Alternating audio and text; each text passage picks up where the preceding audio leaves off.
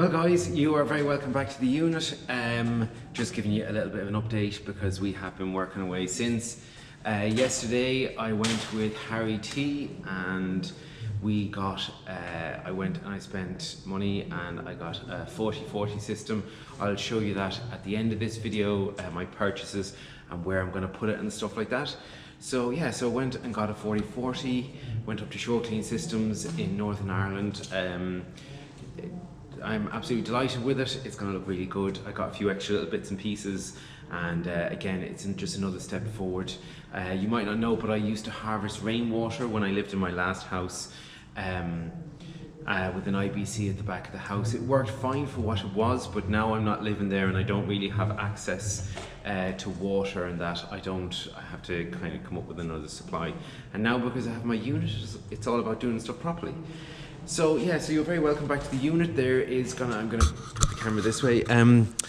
There has been absolutely loads now of work done since. So this wall wasn't fully painted the last time, so we have been painting. We have taken down the lean. Well, to be honest, when we took it down, like, we could realise how bad it actually was. It was only really sort of like a lean-to office. Those boards were being used as a roof for some reason, and that was it there. You can see their fittings into the ground that we keep on tripping over every 2 minutes.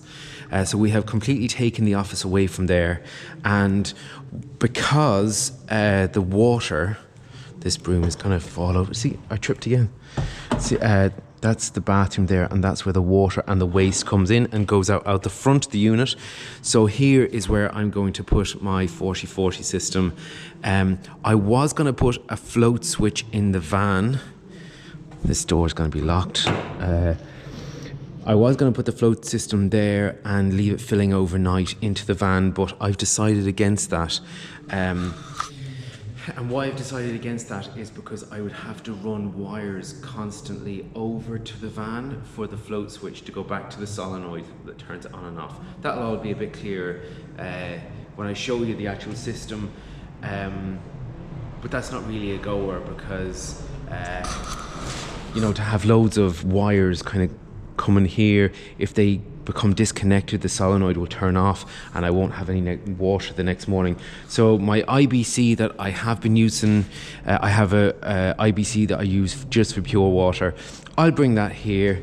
The IBC will go here in this corner, and maybe above it here or above it here will come my 40/40.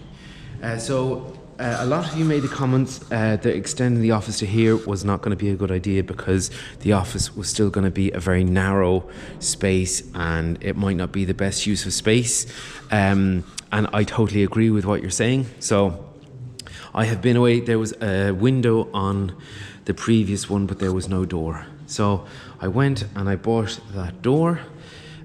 Second-hand ones were nearly as expensive locally as that, and with the whole coronavirus I wasn't going to travel millions of miles trying to get a door, so I went and I got that door, and I don't think we're going to put it in that corner because that electricity box is going to be in the way. So instead I think that it might be in that corner. Take the electrical feed off of that wall to put inside of the unit. This is the sort of, again, that's all belonging to the old unit that was over there, and this is the rough layout of where the side. This is the rough size of I think what it's going to be. I'm thinking of doing it 12 foot by 8 foot, and that's because of a lot of the boards come in 8-foot boards and the timber in 16-foot lengths, and I don't really want to. I don't want to make it too big. That's what she said. But I think that could be a good size for my office. You see, I also have to think about not making it too much wider because I am going to be storing carpet cleaning machines here. I don't, you know, it might be a bit handier to bring it out to here to make a lot bigger of an office, but then I'm going to have to buy loads of extra boards. I can still do that. I'm not totally sure what I'm going to do yet. But then that does encroach into, like, that is the van nearly touching the shutter at the back, which is probably where it's going to live. Maybe over a bit to that, drive it in more there, and I might have my car here.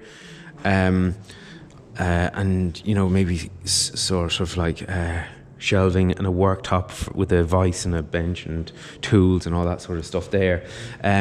So it's sort of the balance of, you know, of having the desk in here.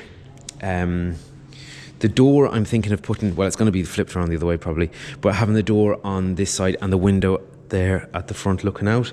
So I suppose just trying to imagine that this is the space that I'm dealing with. Maybe like a TV up on that wall, and maybe a desk here kind of pointing out. So I'm just trying to think of a desk and a chair and maybe a filing cabinet or two and a coffee machine, and like, I want to make it like a decent sized space that it's going to be a nice place to come and even relax, watch a bit of TV while I'm doing office work and stuff like that. Kind of like a bit of a home away from home.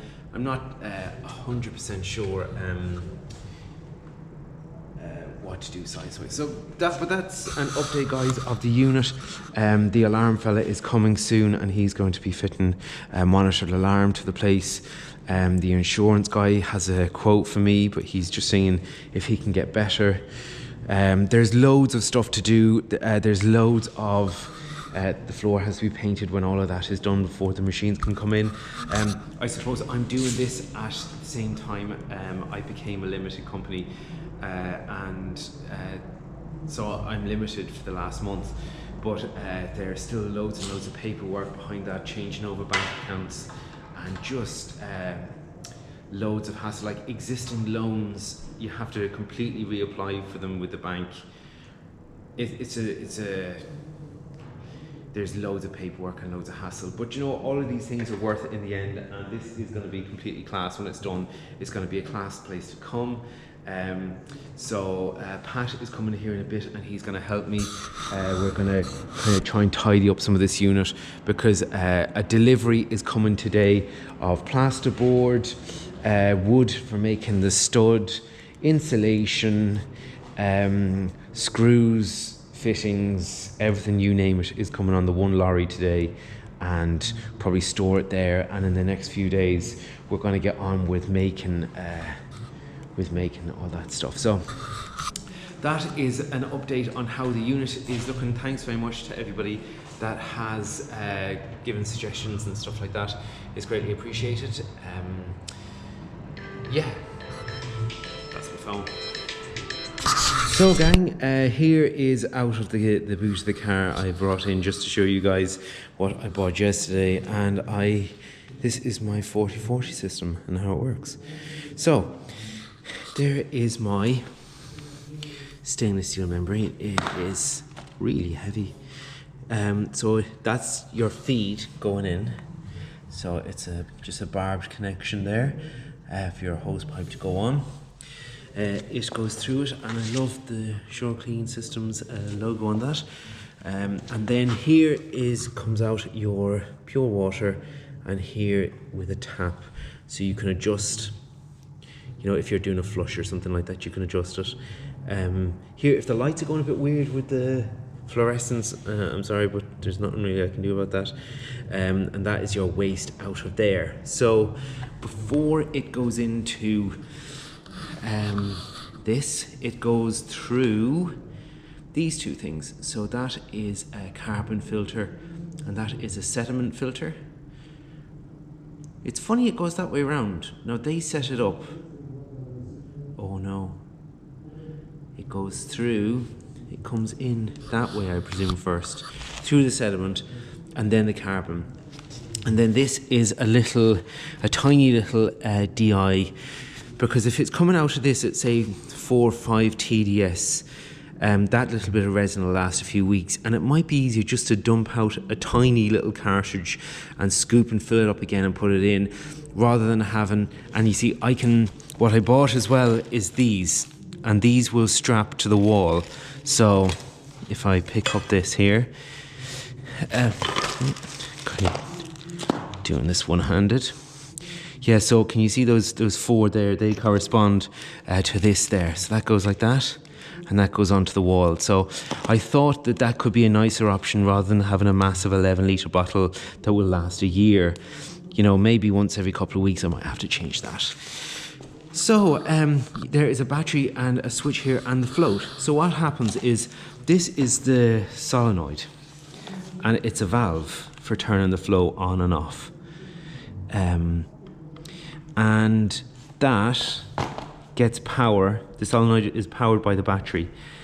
But to turn the solenoid on and off, there is a switch which will permanently break that link, or there is this float switch is also put in line.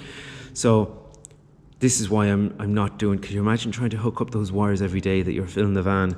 So that's why I'm going to go with the IBC. So this goes into the IBC, and when the water fills up, it pushes that float up. So you have to drill a 7mm hole in your tank. That's another reason why I want to do IBC. That unscrews, and then that half of it goes in, and then when it gets to the top, it does that. The solenoid, the fail-safe for that solenoid is in the closed position. So this being down opens the solenoid, and then that turns off. So why that's important is if there's any break, if those wires, if that battery dies, or if these die, then or if there's some kind of bad connection and it stops the flow. It doesn't leave it on. So if the battery dies, it'll just stop the flow rather than it flowing all night or all day when you're out and about at work.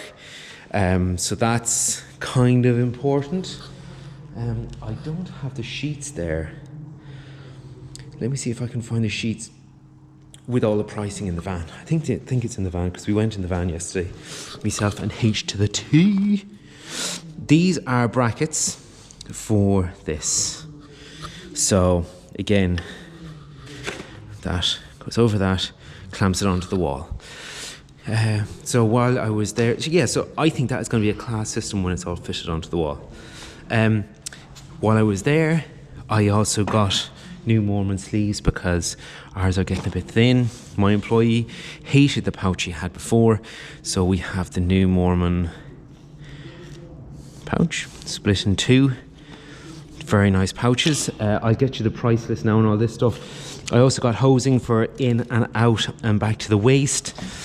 I got some Unger Ninja scrapers, some wiring loom for the stuff, more brackets, a few pens thrown in, and some adhesive remover for when we're doing first cleans. So here, let me go and get the prices for you. Okay, so here are the prices on the front of my van. Sorry, I have a touch of Rona there. So I folded it over because my home address is on that. So can you make out that stuff? Okay, so the battery, £42.50. A couple of elbows there. Harry got soft wash. The Mormon pouch was $23.92, which for that quality of pouch I think is pretty fantastic. Like, that is a really good price pouch for what it is. One DI pot, a tenner, 27. These are all sterling, by the way. 27.90 for the housing, 24. That's how cheap the sediment and the carbon filters are. The non-return valve, 6. The solenoid, £30. Couple of threads. Mormon sleeves are £11.27 each. That is my phone again. Let me pause this video. So that is the lorry just going now. He has left off my, oh, I'm excited. Fresh timber, plasterboards, insulation, fixings. Yes, happy days. It's time to try and get this place a bit cleaned up, because tomorrow construction is gonna start. So yeah, just to finish off where we were, fittings, the stainless steel housing for the 4040, as you saw, was £85. The 4040 membrane, I got a 10% discount there, I'm not sure why, but £178. Brass tap on the end of it for the waist was 10. The outdoor switch was £12.95.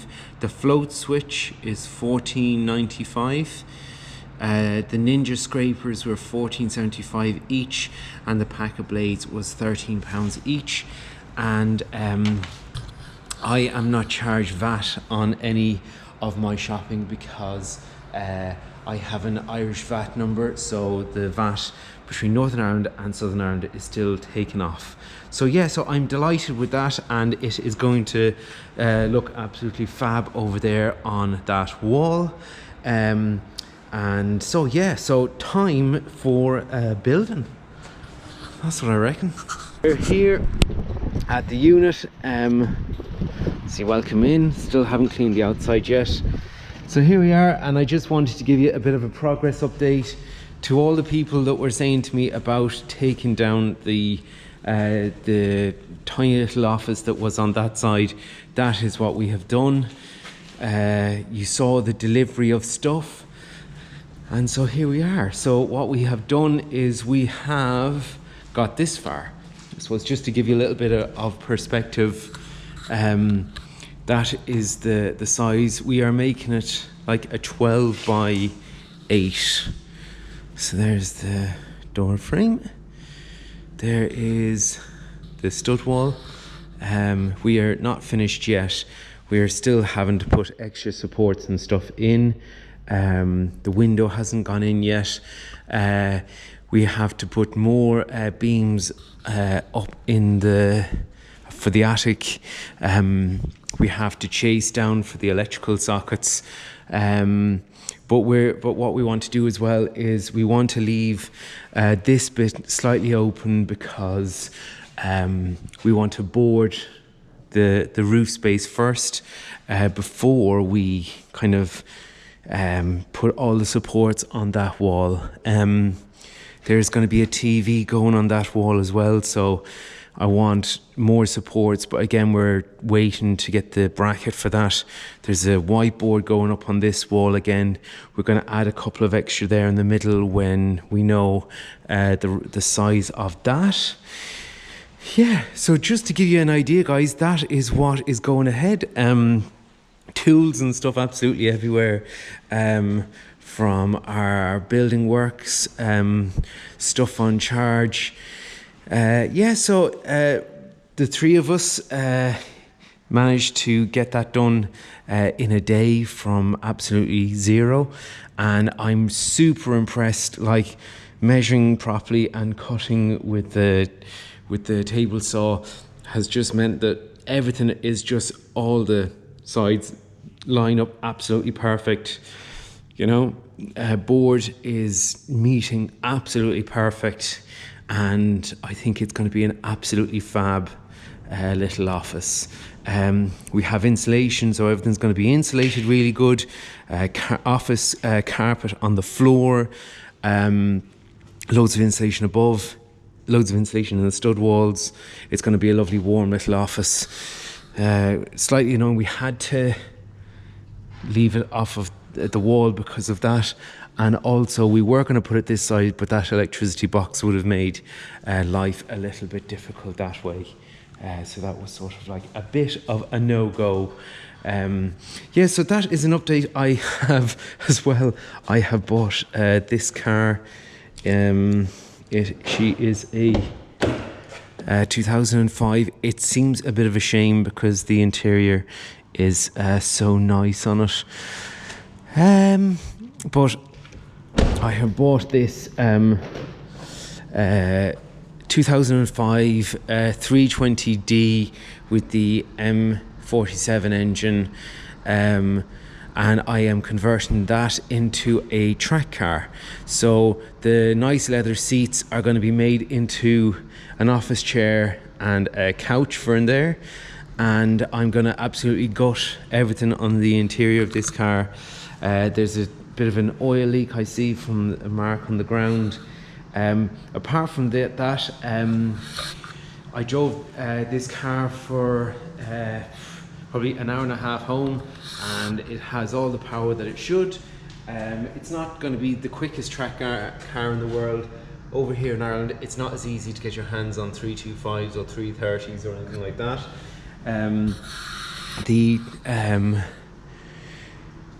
It has no test and it has no tax.